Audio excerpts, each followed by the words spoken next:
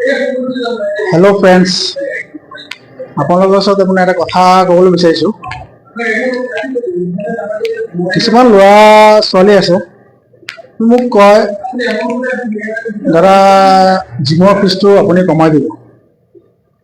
তাহাঁতক মই ক'ব এটা কথা বিচাৰিছোঁ, জিমটো মোৰ বাপেকৰ নহয়, তাত মই এক্সাৰচাইজ কৰোঁ, উল্টা তাহাঁতক মই ফিজ দিব লাগে।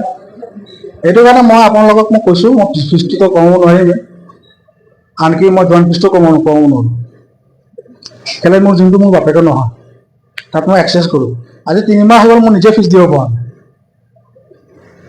আৰু এটা কথা, তাহাঁতৰ মদ খাব, গুটখা খাব, চিগাৰেট খাব, তাহাঁতৰ এইবিলাক পইচা আছে, জিমৰ ফিজ দিবলৈ পইচা নাই। এইটো কওক আপোনালোকক ৰাইজ, এইটো কেনেকুৱা হয়?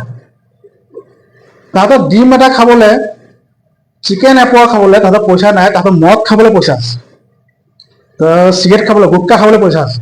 তাতে কিছুমান ল'ৰা আছে জিম কৰি গৈ তলত গৈ গুটখা খাই দিয়ে। এইটো কি ভাল কথা নেকি? আপোনালোকে ক'ব। এইটো আপোনালোকক মই জনাব বিচাৰিছোঁ।